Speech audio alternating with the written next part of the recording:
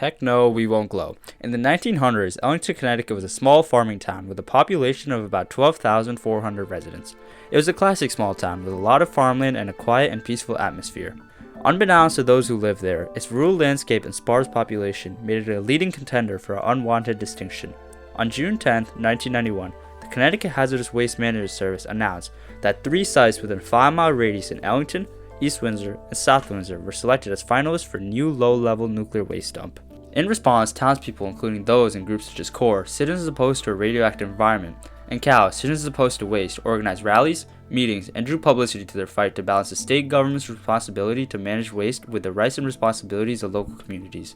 This conflict not only shaped public discourse, but also influenced future policies on accountability in Connecticut. By the mid-1900s, scientific advancements in atomic energy revolutionized the world. In 1938, German scientists Otto Hahn and Fritz Strassmann discovered nuclear fission, the process of splitting an atom's nucleus to release energy. This breakthrough raised concerns among physicists that Nazi Germany might develop a new powerful weapon. In response to these fears, physicists Albert Einstein and Leo Szilard wrote to President Franklin D. Roosevelt in August of 1939, warning that recent works in nuclear physics made it probable that uranium may be turned into a new important source of energy for the construction of extremely powerful bombs. Taking this warning seriously, Roosevelt established the Advisory Committee on Uranium in October of 1939 to explore the feasibility of nuclear weapons.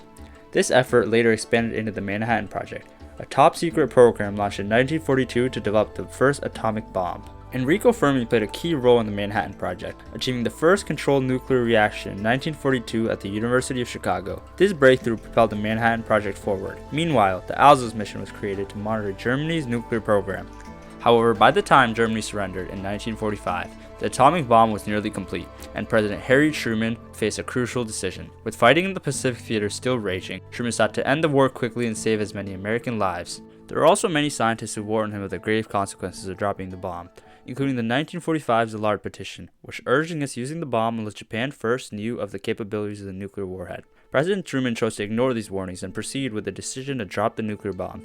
He later justified his choice by stating, "Having found the bomb, we have used it to shorten the agony of war in order to save the lives of thousands and thousands of young Americans." While nuclear fission was initially developed for warfare, scientists soon recognized its potential for peaceful energy production. In 1951, the first nuclear power plant in Idaho successfully generated energy using nuclear fission.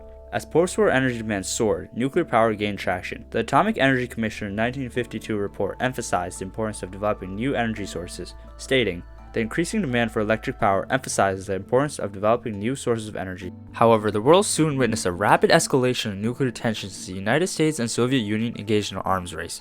The United States stockpile grew from 1,005 to over 20,000 weapons by the end of President Dwight D. Eisenhower's term. Amid rising concerns, Eisenhower delivered his Atoms for Peace speech to the United States General Assembly on December 8, 1953, calling for repurposing nuclear technology for peaceful uses. He declared, "It is not enough to take this weapon out of the hands of soldiers. It must be put into the hands of those who will know how to strip its military casing and adapt it to the arts of peace." His speech laid the foundation for the International Atomic Energy Agency in 1956 and a new era of peaceful nuclear energy. Momentum for the nuclear reactors increased with the passage of the Atomic Energy Act in 1954, which allowed private companies to develop nuclear energy commercially. The act stated that the development, use, and control of atomic energy shall be directed as to promote world peace, improve the general welfare, increase the standard of living, and strengthen free competition in private enterprise. However, with rapid progression, nuclear power also presented significant challenges, particularly in radioactive waste. This byproduct of nuclear fission remains hazardous for thousands of years, requiring careful containment and disposal. As more power plants were constructed, debates over waste management intensified. These concerns were very relevant in Connecticut, home to the Millstone Nuclear Power Plant in Waterford and the now closed Yankee Power Plant in Hamden Neck. Millstone, once one of the largest plants in the country, produced nearly 60% of Connecticut's electricity at the time. However, a major change emerged with the passage of the Low-Level Nuclear Waste Policy Amendment Act of 1985, which placed responsibility for nuclear waste disposal on individual states. Before this legislation, low-level radioactive waste was primarily disposed of at federally designated sites, allowing states to rely on a centralized system. This shift forced Connecticut officials to consider new waste storage options. The Connecticut Hazardous Waste Management Service began evaluating potential sites for a new low-level radioactive waste facility in Connecticut. After reviewing hundreds of locations based on strict criteria, Ellington and East Windsor were identified as top candidates. However, when the news of the proposal reached the people of Ellington, Local opposition was strong. Residents cited past nuclear accidents, such as 3 Mile Island and Chernobyl, as evidence of nuclear energy risks and voiced concerns over the long-term safety of waste storage in their community. As awareness of the potential sites grew, opposition groups like CORE and COW exercised the right to protest, organizing demonstrations, attending town hall meetings, and gathering signatures for a petition against the facility. These actions reflected the community's belief that they had a fundamental right to protect their homes, health, and livelihoods.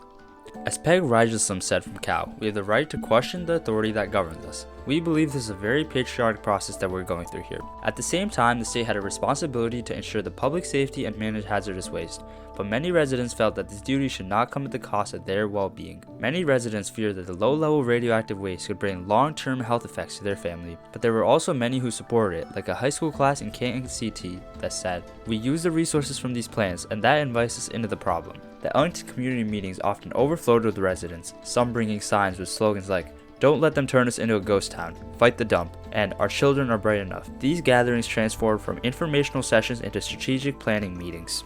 Initially, representatives from the Connecticut Hazardous Waste Management Service kept going with their selection process. They organized multiple informational sessions for the town featuring experts in radiation safety. During these sessions, the Connecticut Hazardous Waste Management Service explained that the nuclear waste they were going to put in the dumps was low-level radioactive waste, which is protective clothing, plastic, wood, rubber, blitters, water, purification resin, and laboratory trash and used equipment that has been contaminated with radioactive material. The residents of Ellington still opposed the construction of a nuclear waste dump, fighting for a much greater cause, as Mr. Dan Queen said. A lot of us on those groups, we've lived here most of our lives.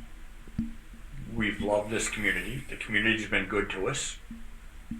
We were fighting not just for our families, we were fighting for our region.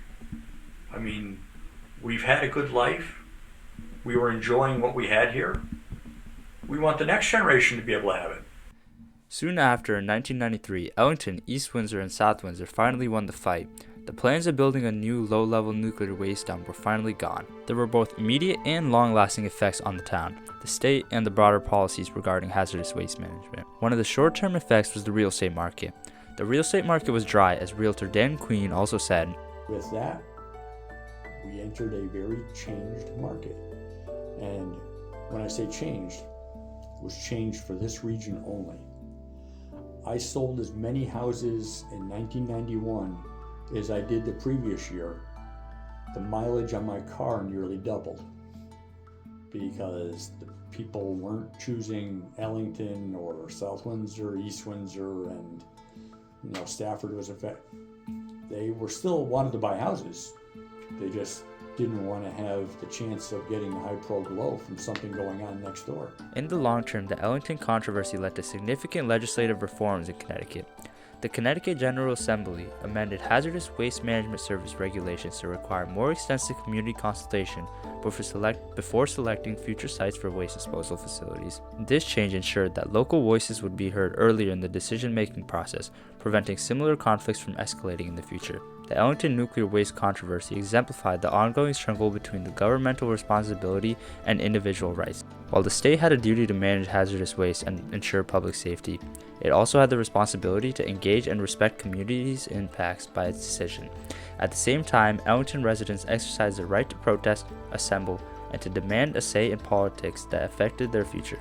In the end, the potential plant project got shut down, and Connecticut made a deal with South Carolina to send their waste down to the south. Hindsight, despite the fact that we went through a pretty difficult period, it worked because there is no dump here. The dumps were never built. The communities fought and survived.